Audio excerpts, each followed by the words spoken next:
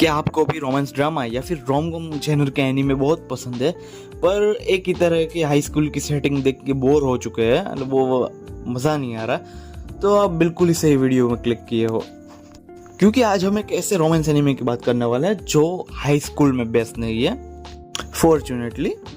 और मेरे लिए भी ये फर्स्ट टाइम हो सकता है, क्योंकि इतने लंबे टाइम यानी कि मैं 2 साल से देख रहा हूँ एनीमे, और ये पहला एनीमे है जिसमें रोमांस स्टोरी कॉलेज में है, ना कि हाई स्कूल के लोंडेला पड़ों में। मतलब ये पहला ऐसा एनीमे है जिसमें हमें एडल्ट लव स्टोरी देखने को मिलेगी, either than teenage love story.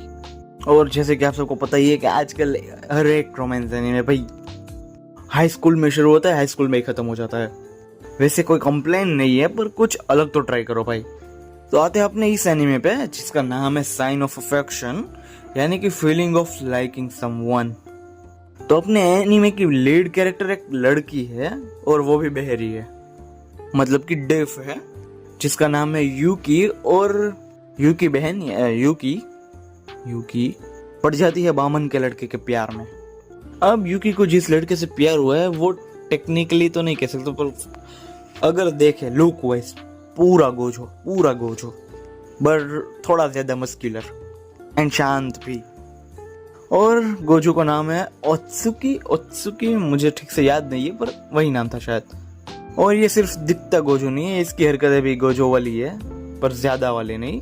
काफी फेमस है, कॉलेज में भी सभी को जानता है, सब इसको जानते हैं। सिर्फ कॉलेज में नहीं, इसके सिटी में पूरे नेशनल और इंटरनेशनल फ्रेंड भी है इसके पास। और ये यूकी का सीनियर भी है, एंड कॉलेज वालों को पता ये कैसे होता है सब।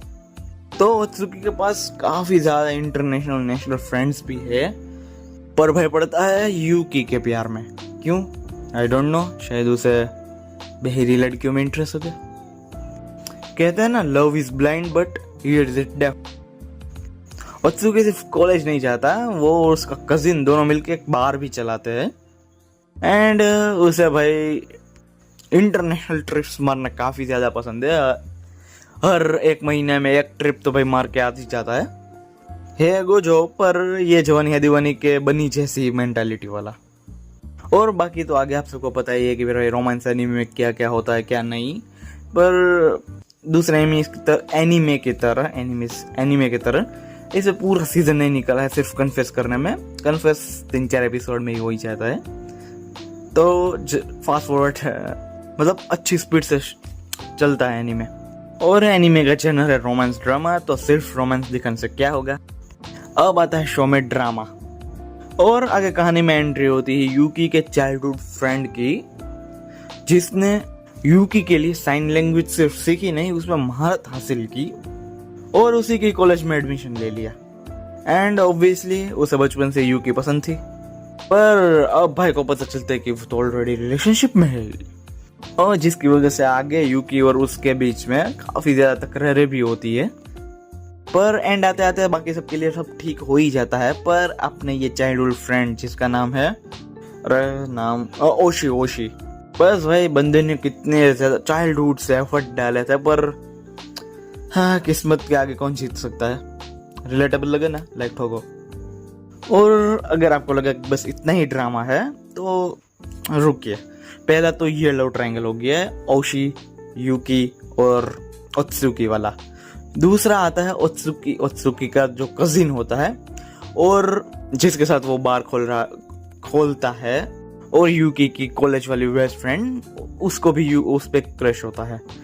पर अब उनका भी कुछ होता है। फिर ओत्सुकी की एक चाइल्डहुड फ्रेंड होती है जिसको ओत्सुकी के ऊपर क्रश होता है, पर ओत्सुकी को होता है यूकी पे, तो ये भी लव ट्रायंगल हो गया। फिर ओत्सुकी एंड उसकी चाइल्डहुड फ्रेंड का भी एक फ्रेंड होता है जिसको ओत्सुकी की चाइल्डहुड फ्रेंड पे क्रश होता है, पर उसकी चाइल्डहुड फ्रेंड को ओत्सुकी पे क्रश होता है, तो फिर वो भी डाल नहीं गलती, और बचपन में नहीं गलती। पर ये हो गए 3 लव ट्रायंगल एंड एक कंफ्यूज स्टोरी कह सकते हैं। ओह, काफी ज्यादा ड्रामा करते हैं आगे। पर तो 7 करोड़ का सवाल ये है कि ओशी को हैप्पी एंडिंग मिलेगी या फिर नहीं।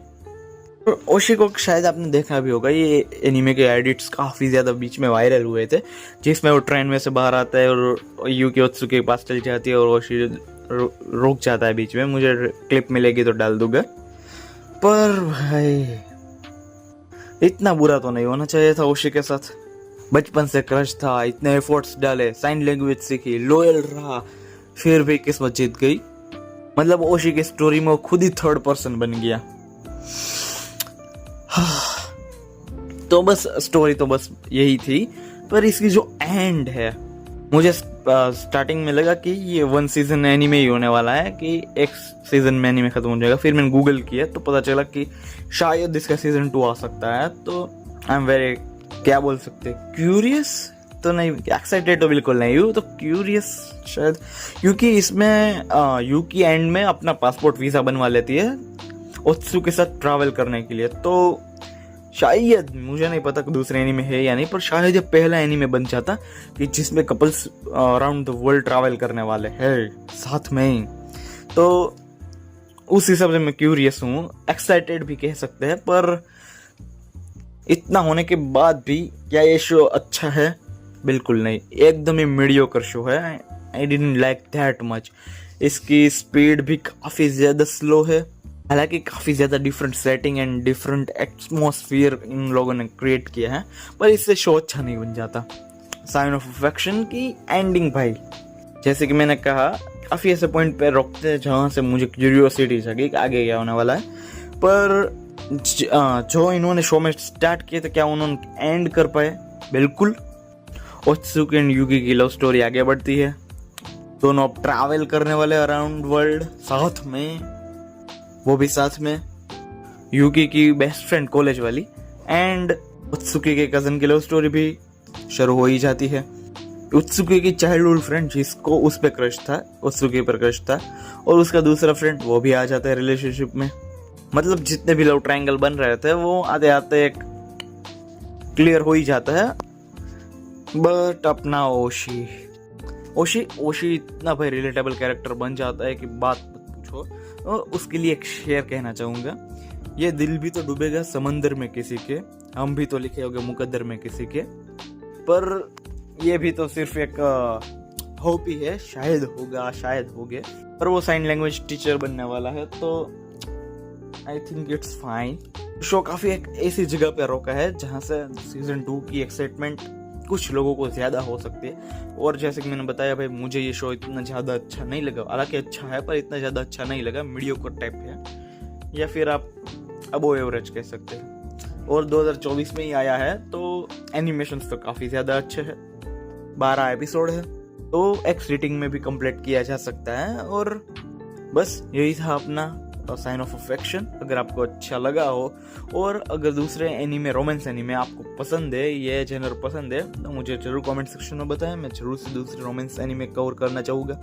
और ऐसे ही रिकमेंडेशन के लिए देखते रहिए एनिवर्स, और अपनी जो वॉच ऑर्डर की सीरीज़ है उसके वीडियो बनी रहे, जल्दी आ जाएंगे।